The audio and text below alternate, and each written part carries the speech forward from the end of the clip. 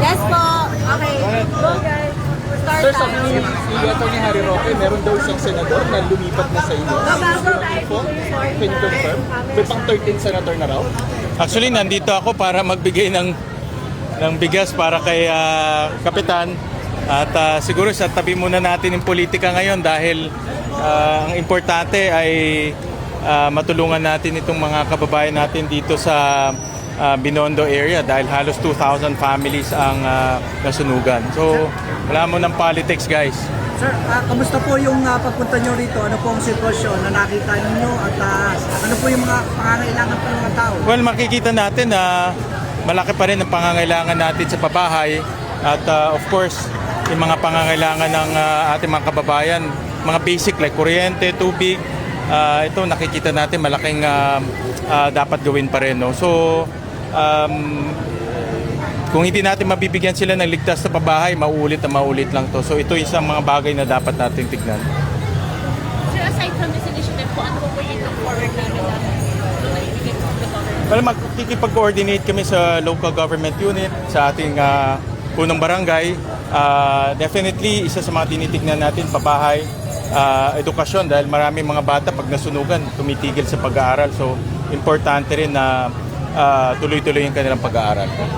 Sir, Martin, just one political question. Senate special session, nakapag-send na tayo ng formal request sa Pangulo? Wala pang formal request. Pinag-uusapan pa rin to ng mga senators at of course we'll reach out to the minority group kung ano yung mga kailangan pag-usapan. Hindi lang majority magde-decide dito kundi buong Senado. No? So we'll reach out and see kung ano yung mga items na kailangan pag-usapan. Sir, target next week? Wala pang specific target, no? But kinokulate this morning, kausap ko lang Senate Secretary para malaman namin kung ano yung mga kailangan i-discuss. Lalo na yung 5 general na hindi na-promote. No? So, importante na ma-promote sila. Kung hindi, mababypass sila. Hindi nila makukuha yung kanilang promotion sa kanilang retirement.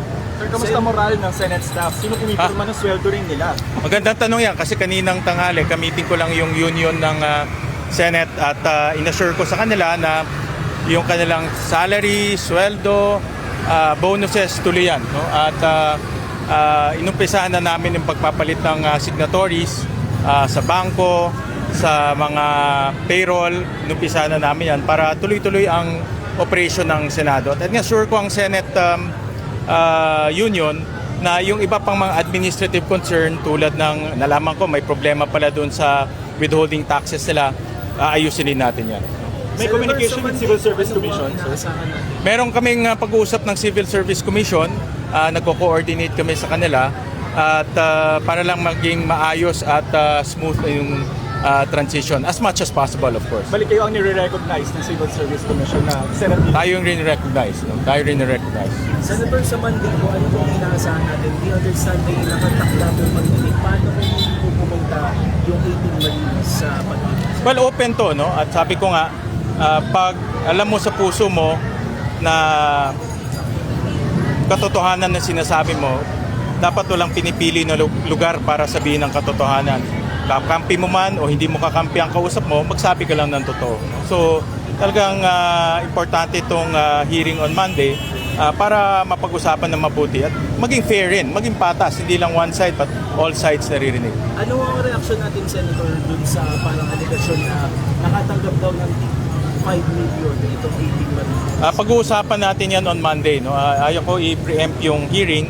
But pag-uusapan natin yan on Monday. I believe invited rin ni Senator Erwin ang NBI, no? At marami siyang in-invite na guests para maging fair.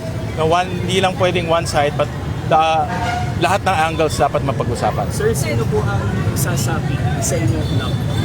Sino? Sabi ko wala mo ng political questions kayo. Sir, wala. Si Sir Regarda, earlier this morning, she insisted na unconstitutional yung ginawa ko ninyong naging election and yung vacancy ng chairmanships.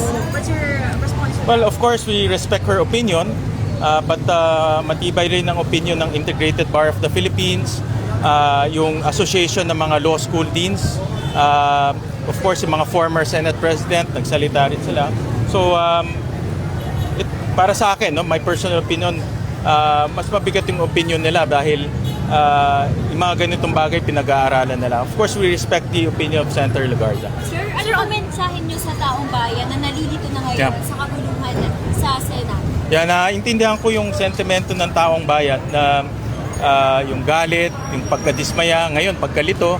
Pero ang aking mensahe ay tuloy-tuloy ang trabaho. Kaya nandito kami para ipakita sa ating mga kababayan na hindi natin sila nakakalimutan. At yung mga ganitong trahedya, importante. At importante rin na nakakausap ang ating mga punong barangay para malaman natin kung ano yung mga kailangan natin gawin. So ang mensahe ko, hindi namin sila nakakalimutan, tuloy ang aming trabaho. Congressman Martin Romualdez invited sa Lunes? I believe so. I believe pareho yung invitation, yung list of resource persons at dinagdagan pa ni Chairman Erwin Tulfo. Curly Descaya, pinapa-aresto na po. Ano po ang status niya? Sino nang ipag-communicate? Sino ang kausap dito? Well, kahapon kausap ko si Secretary Remulla at Monday magkakaroon kami ng formal turnover from the Senate to the PNP. Sen, magdadagdag po ba tayo ng security sa Senado po? Yes, I think until maging kalmado ang sitwasyon, magdadagdag tayo ng augmentation galing sa PNP. Of course, mag-aayos rin kami ng mga security measures inside PNP, inside the Senate. Pwedeng dumalo yung Cayetano Black Senators sa hearing ninyo sa Monday? Lahat po invited. Lahat invited. So, lahat ng senador. Yesterday po trending po kayo, parang the netizens are singing with Senator Ontiveros. Your thoughts on this?